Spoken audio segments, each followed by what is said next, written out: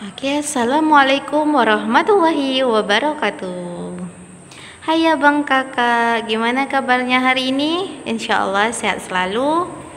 Baiklah, kita berjumpa lagi dalam pelajaran prakarya. Sebelum memulai pelajaran kita pada hari ini, ada baiknya agar pelajaran kita lebih diberkahi, mari sama-sama kita membaca basmalah. Bismillahirrahmanirrahim.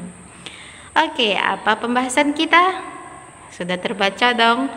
Ya, ini masih sambungan dari pembahasan minggu lalu tentang budidaya ikan konsumsi.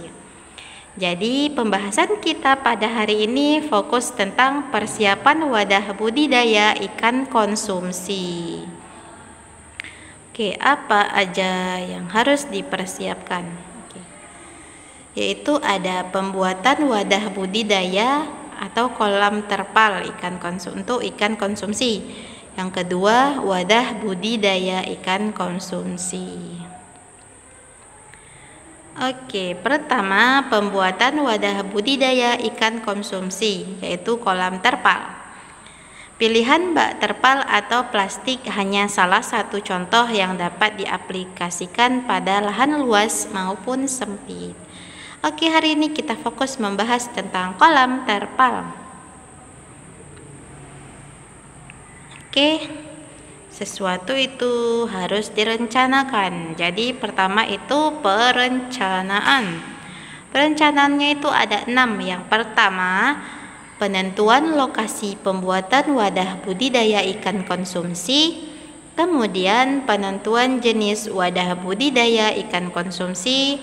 Kemudian desain dan konstruksi wadah budidaya ikan konsumsi. Kemudian penyusunan kebutuhan alat dan bahan disesuaikan dengan ukuran kolam yang akan dibuat. Kemudian penyusunan jadwal pembuatan wadah budidaya. Dan yang terakhir, menentukan tugas setiap individu dalam membuat kolam terpal. Jadi di sini kerjanya gotong royong, ya nggak mungkin bisa ngerti sendiri kan, luas loh. Tadi sudah perencanaan sudah matang, baru masuk ke persiapan, yaitu persiapan bahan dan alat. Apa aja bahan dan alat yang dibutuhkan? Yaitu ada terpal. Karena kita akan menggunakan terpal, bambu utuh, pipa atau paralon, kawat dan paku. Itu dia bahannya. Kemudian dari segi alat ada palu, gergaji, golok atau parang, skop, cangkul, tang, dan palu besar. Ini dia persiapan bahan dan alatnya. Kemudian masuk ke proses pembuatan. Perencanaan sudah matang, persiapan bahan sudah siap, kemudian kita masuk ke proses pembuatan. Apa aja proses pembuatannya? Yang pertama, ratakan tanah dasar wadah dengan cangkul dan sekop. Buang kerikil atau benda tajam lainnya yang dapat merusak terpal. Lalu ukur bentuk terpal. Setelah itu tancapkan balok bambu utuh dengan kuat agar dapat menahan air. Tujuan untuk meratakan tanah ini biar kolamnya itu cantik, rapi, lurus, jangan bengkok-bengkok gitu. Nanti kan tinggi dalam sebelah kan enggak juga gitu ya. Kemudian buang kerikil atau benda tajam ya, karena ini kan dari terpal. Jadi kalau kena benda tajam bocor ya kolamnya rusak gitu. Jadi semua itu harus diperhatikan. Kemudian pasang dinding pada tiang pancang dan paku. Lapisi bagian dasar kolam dengan sekam.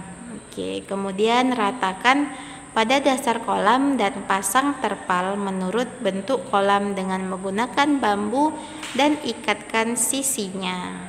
Itu dia. Udah masuk ke proses pemasangan terpalnya. Kemudian Pasang saringan pada pipa pembuangan, kemudian tutup dengan pipa. Bisa juga menggunakan pompa.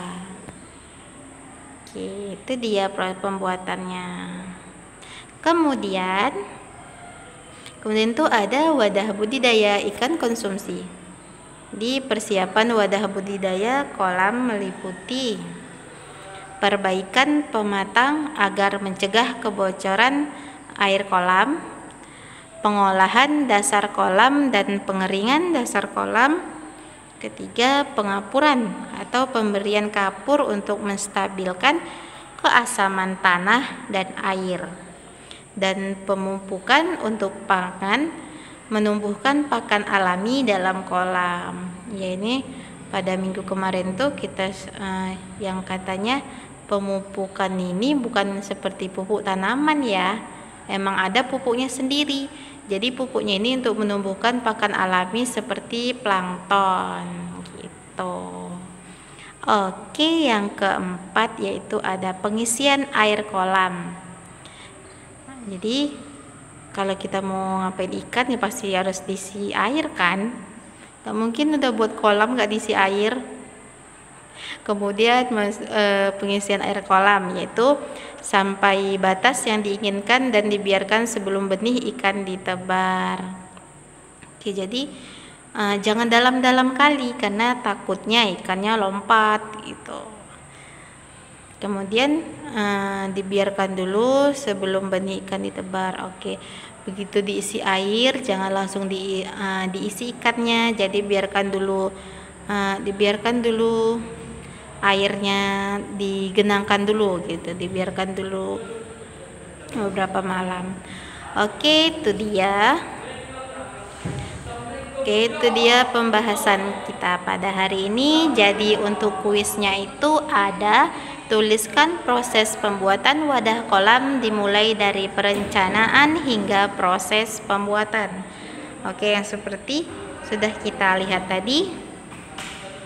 Perencanaannya apa, pembuatannya apa, kita sudah membahas. Jadi yang tidak skip nontonnya pasti tahu dong jawabannya. Oke lah, itu saja pembahasan kita pada hari ini. Selamat mengerjakan kuisnya. Oke, untuk menutup perjumpaan kita pada hari ini, tadi kita sudah memulai dengan lafaz basmalah dan sekarang kita akhiri dengan lafaz hamdalah. Alhamdulillahirabbil alamin. Oke, sampai berjumpa di video selanjutnya. Wassalamualaikum warahmatullahi wabarakatuh.